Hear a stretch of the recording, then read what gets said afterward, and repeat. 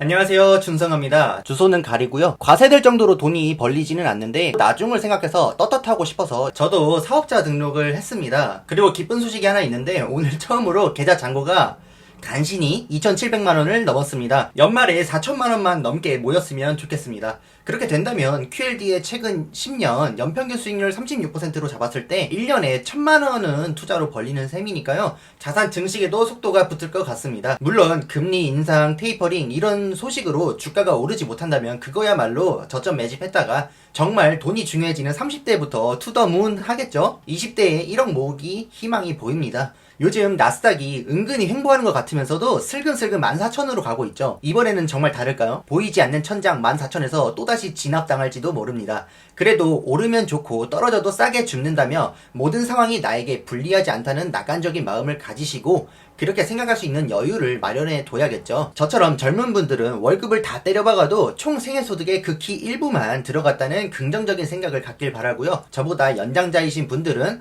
어차피 일확천금은 포기한 대신에 시간이 지나면 확정적으로 부자가 되는 투자하고 있기 때문에 돈이 많이 들어간 게 중요한 게 아니라 오래 버틸 수 있도록 현금 보유하거나 적절한 취미 활동에 몰두하시기를 바랍니다.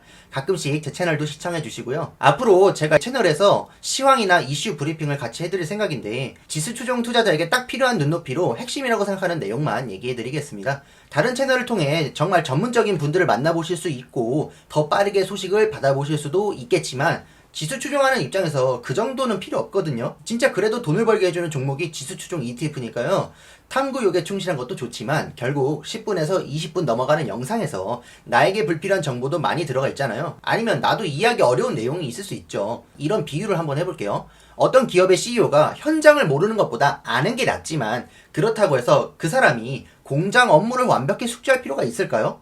아니면 그 사람도 코딩을 할 줄 알아야 되나요? 마찬가지로 투자자와 전문가는 다릅니다. 우리가 전문가가 아닌 투자자가 되기를 원하는 이상 갖춰야 할, 길러야 할 덕목은 다르다고 봅니다. 어차피 전문가, 고학력자라고 해도 본인의 성향으로 인해서 투자 성과가 박학다식함과 비례하지 않을 수 있거든요. 그러니 시청자분들도 지수 추종에 투자하는 입장에서는 너무 모든 정보를 이해하려고 하실 필요는 없다는 겁니다. 그래서 지수 추종에 투자하면서 제 채널과 함께 효율적인 투자, 낙관적인 관점으로 함께 했으면 좋겠습니다. 자, 그러면 오늘까지의 이슈 한번 브리핑 해볼게요. 먼저 옐런 미 재무장관이 듣기 좋은 립 서비스 한번 해줬습니다. 약간 더 높은 금리가 미국과 연준의 플러스라는 말을 했습니다. 주식시장에 좋다는 말은 전혀 없고 낮은 금리와 10년간 싸웠던 미국과 연준의 부담을 줄여줘서 좋다는 소리죠. 너무 주식 떨어지는 것만 보지 말고 좀 분위기 환기를 시켜준 발언이라고 생각합니다. 근데 이게 진짜 조삼모사 같은 건데 들어보세요. 금리 인상하면 주식시장이 마이너스, 미국과 연준의 플러스라는 팩트를 말하려고 할 때 앞에 주식시장이 마이너스라는 것만 보고 뒷얘기는 들으려 하지도 않고 시장과 대중이 실망을 할 거예요. 그런데 금리 인상하면 미국과 연준에게 플러스, 주식시장에 마이너스 이 순서로 말하잖아요. 미국과 연준에 비해 주식시장은 뭔가 작은 부분 하위 개념같이 보여서 그런가 플러스가 더 커 보이는 거죠. 그러면 투자자들은 그 정도는 감수해야 되는 거 아닌가? 그런 생각이 드는 거죠. 설령 뒷부분에 주식시장에 마이너스라는 얘기를 하려고 했더라도 대중들은 앞부분만 가지고도 행복 회로를 돌리게 되니까 상황이 생각보다 괜찮은가 보다 하면서 안심이 되는 거죠. 어차피 금리 인상은 반드시 이루어질 텐데 순서만 바꿔 말했을 뿐인 거죠. 그러면서 여전히 인플레이션은 일시적이고 팬데믹으로 일자리를 잃은 미국인 중 수백만 명이 아직도 노동시장으로 복귀하지 못했다며 한두 달 사이에 해소될 게 아니라고 합니다. 내년쯤 되어야 완전 고용이 가능해질 거라고 전망하네요. 물가가 올라도 일시적인 것이니 인내하겠다. 그러니 금리 인상이 당장 일어날 것은 아니다. 계속 얘기하고 있습니다. 하지만 최대 고용, 인플레이션이라는 조건이 충족될 때까지 저금리를 유지한다는 연준의 생각을 보면 과열이 감지된 뒤에야 금리를 올리기 시작할 거라는 점 때문에 빠른 속도로 긴축이 필요할 수도 있다고 합니다. 투자하는 입장에서 이 의견을 잘 생각해보면 그동안 노동시장에서 추가적인 진전 신호를 기다려야 한다는 연준의 일관된 입장을 인정할 때 일어날 수 있는 시나리오를 하나 제시해준 것이죠. 결국 연준의 지금 방식은 과열을 일으킨다는 건데 이건 주식시장이 금리 인상 전까지는 추가 상승을 할 수 있는 여력이 있지 않나 그런 생각이 드네요. 나스닥이 14,000을 뚫을 수 있다는 기대를 한번 해보고 어쨌든 옐런 미 재무장관의 립 서비스까지 있었고 이제 보니 미국채 금리도 많이 내려왔습니다. 인플레이션이 일시적이라는 연준의 주장에 투자자들이 서서히 설득되고 있는 분위기인 거죠. 경기 회복이 인플레이션을 유발할 것이라는 예상으로 금리 상승에 베팅한 사람들은 2달째 수익을 못 내고 있다고 하네요. 지금 미국 경제가 복구되고 있다는 것은 분명한 사실이지만 기대보다 고용이 개선되고 있지는 않다는 점이 발목을 잡는 것 같습니다. 이건 제 생각인데 일자리는 이미 있을 수도 있어요. 근데 지난 1년 동안 호주머니에 돈을 다이렉트로 꽂아준 적이 많다 보니까 근로 의욕을 상실해서 안 나오는 사람들도 있지 않을까 싶습니다. 물론 그것만이 이유는 아니겠지만 더 이상 직접적으로 꽂아주는 돈은 없고 통장도 바닥나기 시작하고 슬슬 나와서 일해야 먹고 산다는 압박감이 들 때쯤에 연준이 앵무새처럼 반복하는 노동시장의 추가적인 진전 신호 나오지 않을까 싶네요. 마스크 쓰는 것도 이제는 당연하다고 생각하고 불편하지 않게 여기고 있잖아요. 습관이 참 무서운 것인데 근로 의욕이 되살아나기까지는 또다시 1년이 필요할지도 모르겠습니다. 한편 캐나다에서는 기준금리를 동결했고 팬데믹으로 인한 경제적 피해가 복구될 때까지 금리 인상을 하지 않는다는 약속을 재확인했습니다.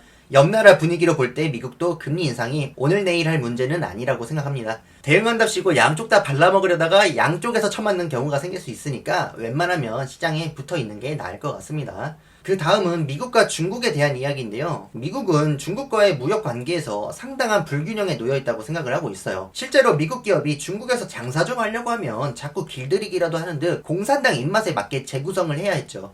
기업은 이윤을 추구하는 게 당연하기 때문에 이념을 중시할 수가 없습니다. 자유민주주의 국가에서 태어난 검색 엔진이 중국에서 진출하려면 검열에 동참해야 하죠. 그런데 중국의 기업은 미국에서 존중받고 비교적 차별 없이 장사할 수 있었죠. 이런 불균형을 깨야겠다는 생각을 하고 있는 것 같고 바이든 행정부는 중국 기업 59개를 블랙리스트로 지정하고 미국 투자를 금지했다고 하네요. 지금 미국 주식에 투자하는 입장에서는 미중 갈등의 영향이 시장에 반영되어 있기 때문에 어떤 식으로 해소되든 끝이 있다고 한다면 이게 또 다른 저점이 아닌가 싶습니다.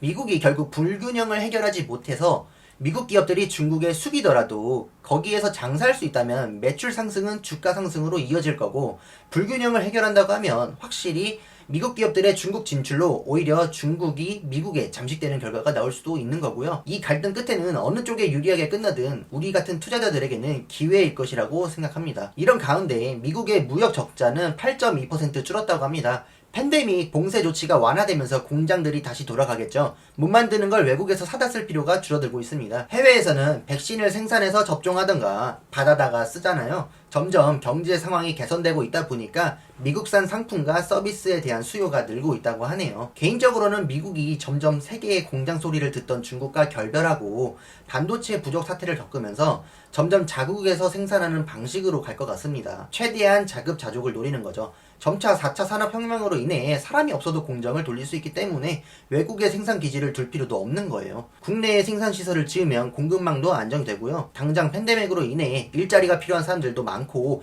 아직 완전한 4차 산업혁명으로 넘어가지 못했기 때문에 분명히 인력이 필요하긴 하거든요. 이 과정에서 팬데믹으로 인해 망가진 고용까지 해결을 하는 거죠. 그리고 미국은 국내 제조업과 기술 분야의 투자에 중국을 앞지르겠다는 법안을 통과시켰습니다. 68대 32 당을 뛰어넘는 지지를 받아 전반적으로 경쟁자에 뒤처지고 있다는 우려를 드러냈죠. 근데 이게 진짜 뒤처져서 그런 게 아니라 원래 미국이 그런 것 같아요. 일본, 소련이 경쟁자로 부상할 때도 위기의식을 다 같이 갖는 거죠. 그냥 전교 1등 하던 애가 계속 전교 2등과 압도적인 차이를 벌리다가 조금만 좁혀져도 뭔가 자신이 뒤처진 것 같다는 생각에 빠져 있는 것 같습니다. 여전히 자신은 1등인데 말이죠. 아무튼 이런 법안에 대해서 중국에서는 나는 같이 살자고 상생관계 발전을 위해 이렇게 노력하는데 너희 법안이 중국 발전 경로를 막는다고 주장하는 겁니다. 나도 그 산업, 그 기술 개발해서 먹고 살아야겠는데 왜 자꾸 앞질러서 내 앞길을 막냐? 나란히 좀 같이 가자. 이런 거죠. 아까 얘기했지만 바이든 행정부가 중국 기업 59개를 블랙리스트로 지정하고 미국 투자를 금지한 것을 보면 이제는 가만히 있지 않겠다. 너희 중국이 우리 미국 기업 진출을 막은 것처럼 우리도 제한하겠다. 그런 식으로 나오니까 중국은 이걸 차별적 조치로 보고 대응하기 위한 법적 기반 마련하겠다고 하는데 미국에 얼마나 타격을 줄 수 있을지는 잘 모르겠습니다. 팬데믹을 극복하는 것만으로도 부담이 될 텐데 중국까지 상대하는 나라에 투자하면서 이렇게 잠이 잘 올 수 있다니 미국 지수 추종은 정말 대단한 것 같습니다. 만약에 팬데믹을 겪은 지 1년밖에 안 됐는데 중국과 싸워야 되는 한국의 투자? 이거는 마음이 편하진 않을 것 같아요.